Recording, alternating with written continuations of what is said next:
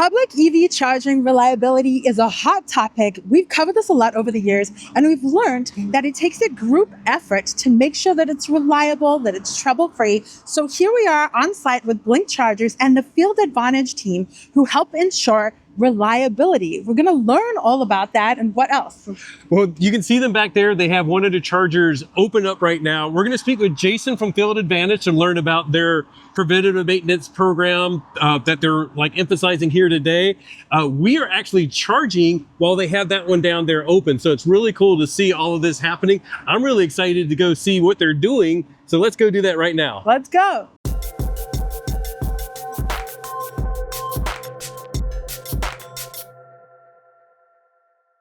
So I'm going to introduce you, first of all, to Jason from Field Advantage, and we're going to introduce you to Field Advantage. So tell us a little about Field Advantage, what you guys do, and why we're out here with you today. Yeah, Field Advantage is a field service provider specializing in EV charger maintenance services. So we have 2,000 technicians across the U.S. specializing in EV charger EV charger maintenance.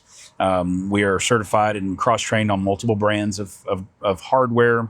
We work directly for the manufacturer as well as for CPOs, operators and owner-operators of chargers. So like today, we're out here, just happens to be at a Blink charger, but you work with multiple charge point operators, you work with multiple brands as well. One of the other technicians that we saw in the background was from Chargetronics. So it's sort of like you work with multiple people to make everything works together. Yes, so we receive our training directly from the manufacturers of the hardware, and we actually do work directly for those manufacturers. So, you know, there's I think at one point there was 30 different manufacturers of hardware in the United States, at least last time I checked, there were, and our technicians are cross-trained on all those brands. And so they've developed their skill sets across all these brands. And then, of course, as these hardwares land in the market, they're being bought by CPOs and different site hosts. And we're working for the manufacturers, but we're also working for companies such as Blink. And our services are corrective maintenance, preventative maintenance. We're a warranty administrator for these brands. That's really cool. And we're here in Southern California, but I know your headquarters is in Tennessee. So you're like a national operation working all across the U.S. Yes.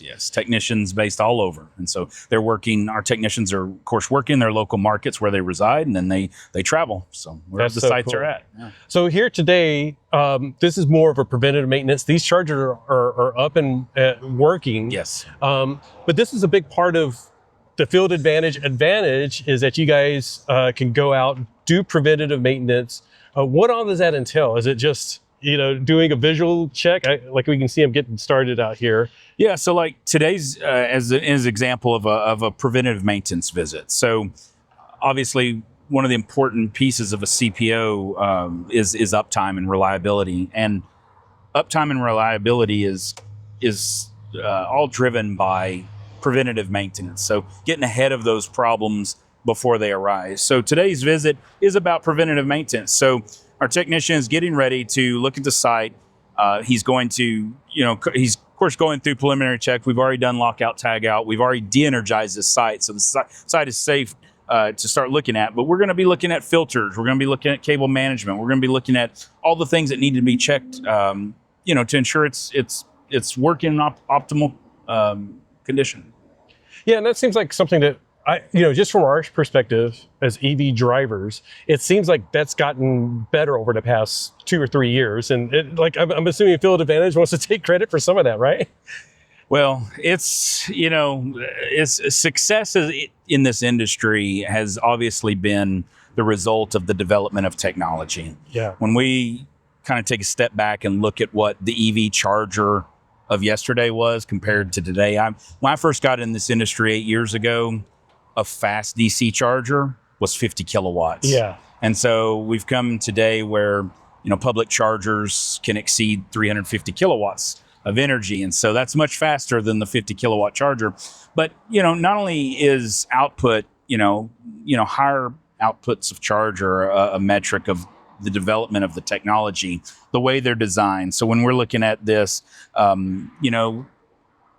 years ago, you open up a DC charger and it almost looks like a spider nest, and the way the wires are just kind of laid on it. But there's been intention around the way they're designed now, and boards are placed a little bit more thoughtfully. You know, the design around the chargers is as such to where it's thinking about maintenance, not just getting the charger to where it can charge a vehicle, but also looking at the charger from the standpoint of its life cycle and how you're going to work on this charger. It's not just set it and forget it. These are digitally connected devices that need to be supported, and there's things that break on them and they need to be serviced. And so, this is an example of what we're doing today. We're going to look at filters. We're going to look at the cable management system. We're going to look at relays. We're going to look at, just different parts and pieces. Most manufacturers have a checklist that we will run through, and we will, follow that checklist to a T. And you said like they're connected, they're smart devices, but there's something to be said for like having somebody coming out here and doing a visual inspection, just checking it, looking at the cables and all of that stuff, right? Yeah. You need hands-on. It's, there are some things that you can do remotely. I mean, they are digitally connected devices, so you can remote in. There are, software and firmware updates that can be pushed to the units, but there are times where you got to get out and you got to look at the chargers. Cable management systems get broke. All the friction points where the EV drivers interact. You're an EV driver, so you can think about all the touch points where you interact with the charger when you're charging your vehicles. Credit card readers, the cable, the interface, the screen, all of those touch points. It's a friction point, so it's a as it is a friction point, it's a wear point. So that's something that has to be maintained. Now, one of the things that I always sort of just assumed is like, it's just a bunch of electronics. So like pretty much like any electrician can just like crack these open and just dive right in. But you mentioned like you work with a lot of manufacturers. There's a lot of specialized training for each one of these, because like some of those software updates, just the boards, like you can't just have an electrician that goes in there and is like wiring stuff. They have to like know all the ins and outs for each manufacturer. Yeah, that's a good call out, and not to take it away from anything around the skill sets of electricians, but it's a different skill set. It's a different skill set. So it's kind of like, there are general contractors that build commercial buildings, but they don't necessarily maintain those buildings. Right. They construct them, build them, they erect them, and then others maintain them. And it's the same thing. Chargers are installed by electricians. They do the electrical construction and rough in, and they do the final terminations and they set them down. But when things go wrong with them, that's not necessarily who you want to call to service them. So Field Advantage is comprised of IoT technicians. So we are specialized in working with digitally connected assets. We show up with laptops. We show up with all the parts and pieces needed to service these equipment. We're used to working with assets that are connected to an Internet of Things. So we understand about working with firmware updates, and we understand about all the components that are related to that. We're not looking at necessarily through the lens of it just has power or it doesn't have power. Right. These are smart devices. And so there is a lot of things that can go wrong with them, both at the software level as far as within the individual components. And so you have to kind of look at it from that frame. It's an interesting mix, because like I'm in the IT world. Okay. So it's like I can work on a computer, but I don't handle the wiring. But in this case, you guys sort of do a little bit of both. You have to have a very tech savvy person, but somebody that's comfortable, working around, 50 kilowatts to 350 kilowatts as well. So it's like, It's a lot of power in there. That's right. So the first thing we did before we even opened up this dispenser was go upstream. We get to the power, we de-energize that power, we lock out and tag out that breaker so that way it can't be re-energized while we're inside that. Of course, we also de-energize the power locally by cutting the breaker, so we're inside the unit. So it's about being aware of OSHA protocols. And so we have not only training internally within Field Advantage as an organization, and we get the training at the manufacturer level. We've created a training program to keep our technicians safe. And so these technicians, they're working with all kinds of voltage, lower voltage, maybe in a level 2 AC charging context, or DC fast charging. Very cool. And going back to Field Advantage is national, Blink is national. Yes. I'm assuming there's some really big advantages to having that national reach. Because like, we've been to chargers like way out in the middle of nowhere, and I always think like, how are they maintained? But that's sort of what Field Advantage is like, being that expertise that can be deployed anywhere in the country or have local assets. Because I'm assuming you guys have people all around the U.S. Yeah, well, that's why we value our partnership with Blink as a national CPO. They have units, a legacy CPO as well. They've been around for quite a bit of time, and they have chargers all over the country. And so we value our partnership with them. We get our technicians out. They're dispatching tickets to us. We're ingesting them, looking at the scope of work. They have their own knock center, so they're kind of understanding what's going on at the unit. And so we're receiving those tickets. We're looking at scope of work, and we're getting out on site and following that scope of work. And when we approach a site, like for instance, this is a preventative maintenance call. We're going to be looking at the charger with it in the specific scope of work, but we're also going to take a step back and look at the broader site as a whole. And, we're going to, through due diligence, be looking at other site conditions, because there could be other things. And that's why I think Blink values our partnership, is because we're going to look at the site holistically, and we're going to not just focus myopically on the scope of work, but we're going to take a step back and, are there other needs here? Is there a way that we as a service provider can create value to our valued partner? Blink. Yeah, and I know, of course, you don't want to get into numbers and stuff, but I'm assuming that you have the data that backs it up, that, maintenance is getting better, the value provided to Blink, which translates to value provided to the property owner, which translates to the value, provided to us as the EV driver. I'm assuming like all the numbers are showing that, things are getting better. There's more value that you guys are, contributing. Yeah, well, it takes a village, obviously. Yeah. This industry is not at maturation, but it's getting there each day. And it's taking, the value that companies like Blink bring as a matured CPO, getting sites out there in the market. It's taking manufacturers like Chargetronics, bringing to market products that are easy to service and easy to be worked on, and thoughtfully designed so the technicians can reach the different various components. And then it's taking companies like Field Advantage with skill sets and technicians that can respond to stringent SLAs and show up with the parts, with the tools, with the knowledge set to be able to execute the scope of work and really focus on that first time fix rate. That's one of the things that Field Advantage prides itself on, is a 98% first time fix rate. So when we roll a truck out to a site, we don't want to have to come back because we didn't get it right the first time. Blink doesn't want that. The manufacturer, if they've dispatched us, they don't want that. Nobody wants that, because obviously it's all about cost containment, because that's one of the metrics of every CPO, is that they're looking at cost containment. They want high utilization, but when it comes to the operation of the chargers, if they got to roll a truck, and especially in a corrective maintenance site, they need that truck to get out there to fix the issue, to fix it right the first time, and contain those costs. Yeah, I imagine that's huge, because like even as a homeowner, like when I have something break at home, and you get the technician out and they're like, oh, I got to go back to the shop. All of a sudden it's like, now I got to take another day off of work. And if you have a charging site, you're taking the site down for multiple days. And we all know what happens in SharePoint, or not SharePoint, but PlugShare. PlugShare. The rating just takes a nosedive. So it seems like it's like everything is getting better. And the reviews are going to get better, but it's like everybody's learning from each other. And I think that was one of the cool things. Our initial shot, we had you guys, doing your initial check, and you had Blink, you had Field Advantage, and you had Chargetronics, all sort of like talking and sharing information. Mm-hmm. And I think that's one of the keys, is like you said, it takes a village, and it truly shows.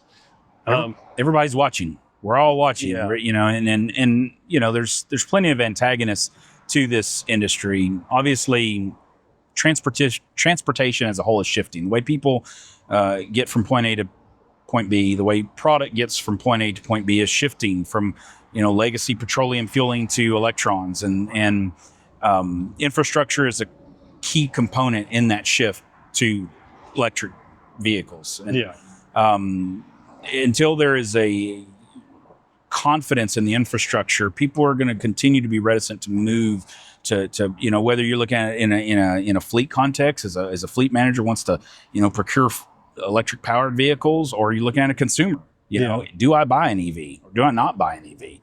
Where am I going to charge? When I get there, is the charger going to work? And so that's why companies like Field Advantage are in business, is to ensure that these chargers work. And so consumers can show up at a site with confidence to know that, they can find a charger, and when they find it, it's working. Well, as an EV driver, we'll just say thank you. Yeah. I know our first 2 years, it was like we'd pull up to a charger and it was like always like hopping from one to the other to find a working one. I won't say it's disappeared, but it's almost disappeared. It's like, I feel like charger reliability has made such a turn in the past year. We appreciate it. We appreciate what Field Advantage is doing. I love, being an IT guy, I love seeing the preventative maintenance, because I know that's so critical.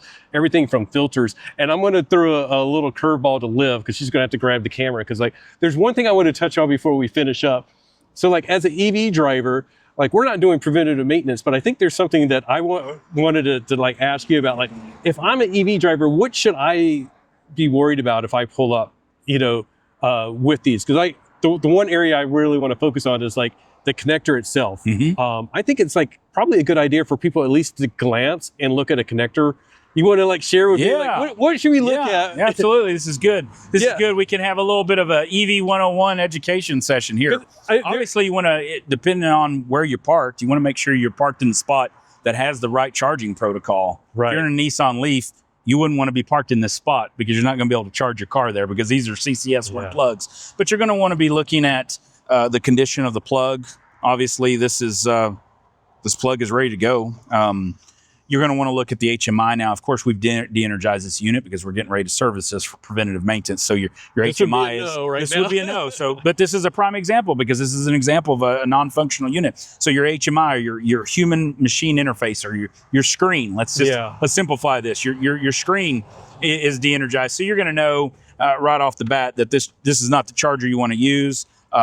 Credit card readers are always a friction point in this space, and this is a fail point, because that's a part that's being used. And so obviously cable management used and abused often by consumers, because they don't get retracted, or if they get retracted, they're not intentionally put back where they need to go. And so it's also etiquette. It's a matter of etiquette. Once you're done charging, back in, reholster it, of course. And that click is key. It's you want to hear the click when you click into the car. You want to hear it when it goes back. Yeah. And the reason I mentioned it is because I've seen some of these where the latch is a little bit funny or tricky or anything like that. Yep. And there's going back to it's a smart charger, it's connected, but there's no way the charger's going to know that the latch isn't that great, or as you said, if people don't put it back in and it gets dirty in there. Yeah. Those are the type of things that we've been sort of emphasizing, just move on. Just use the other handle, try the other charger. Let me get that click. Well, and also if you had pulled up here and you were in a Tesla and you were using this unit, you're going to have an adapter. So you're going to want to make sure your adapter is seated in this charger, and you're going to want to make sure that adapter is seated in the car all the way, because that could create a false positive in that case, where you think you're not having a charging session. It's just, it needs to be all the way seated all the way, because the charger may not detect it. And adapters are going to be a friction point moving forward. There are some CPOs in this space that are moving away from adapters altogether. Right. They're not going to, the different iterations of OCPP, which is, communication protocol, are going to eliminate the use of adapters at some point in the near future. So that's something to keep in mind. Yeah. The technology is iterating and shifting. Yeah, well, it's been very educational to learn all about this stuff. I wanted to just throw that wrench in there and go this is something that we've seen a couple of times, where you get up to a charger, and there's usually numbers to call, or in the app to call, in this case, Blink, but then they would call you guys to come out and fix it. Yeah, so in this particular case, of course, the driver is going to have their app where they can interact with Blink to activate a session. They have QR code in this case, as well as if they don't already have an app. Yep. Of course, most EV drivers, Blink's been around a long time. Yes. Most EV drivers are going to have a Blink app. So they would scan a QR code. In the rare exception that a new EV driver doesn't already have a Blink, they can scan that QR code and download and create an app and be ready to use this unit. So that's very cool. Yeah. But thank you for like giving us a little overview. I'm really excited because, like I said, it's just like things have gotten better. It's really cool from the IT perspective, seeing preventative maintenance being such a big part of the EV infrastructure now. And I'm really glad to know that Field Advantage is like from coast to coast out there making these things better for us. Yeah. Well, we don't want them to break, but if they do break, we're there to get them back up and running. Both sides of the equation. That's perfect. All right. Yeah. Awesome. And again, from the IT world, I understand that. It's like we do our preventative updates and the updates and all of that other good stuff. But when it breaks, we're the firefighters, as I say, of the IT world. That's right. So awesome. That's right. Well, thanks for spending time with us today, Jason. Thank you. All right. All right. That was so awesome to connect with Field Advantage and learn about everything they're doing to make the chargers more reliable. Me filming, I get to just absorb everything that's happening, and that was so interesting. Jason and I could have talked for probably another hour, which we were also talking. We're going to try to go and visit Field Advantage in Tennessee, where their headquarters is at and where they do all the training. We're working out all the details. Hopefully that'll be in September. Fingers crossed. Stay tuned. Make sure you subscribe so you can learn about that. And of course, a bunch of other EV stuff. But we learned a lot today. We learned a lot today, but in September, really excited because they have a factor center where they're training people. So we want to tell you about that because this is a whole industry that really needs people. It needs trained people. And it's not just like people who are just going to be EV trained. Like these are technicians who could be trained in a variety of like IoT, all sorts of like device management stuff, and EV trained and EV charging trained. So like that's just a really cool industry that hopefully we're going to be covering. But I might have a new job. You might have a new job. By the way, I need a new job. Never mind. You can watch one of our videos there if you want a description on what's happening with that. But thank you so much for joining us for this video where we hung out with Field Advantage, Blink, and Chargetronics, learned all about Field Advantage and what they're doing to ensure charger reliability. Let us know what you thought about this video down below and how the chargers are around you, what your experiences have been, all that good stuff. A huge thank you to our patrons whose names are scrolling across the screen right now. You thought I was doing that before. There, it's like magic. And a huge thank you to our YouTube members too. We appreciate you guys so very, very much and your support of us on this channel that helps us cover things like this. Let us know what you thought. And on that note, just remember that whatever you drive and wherever you charge it, enjoy the ride. Bye.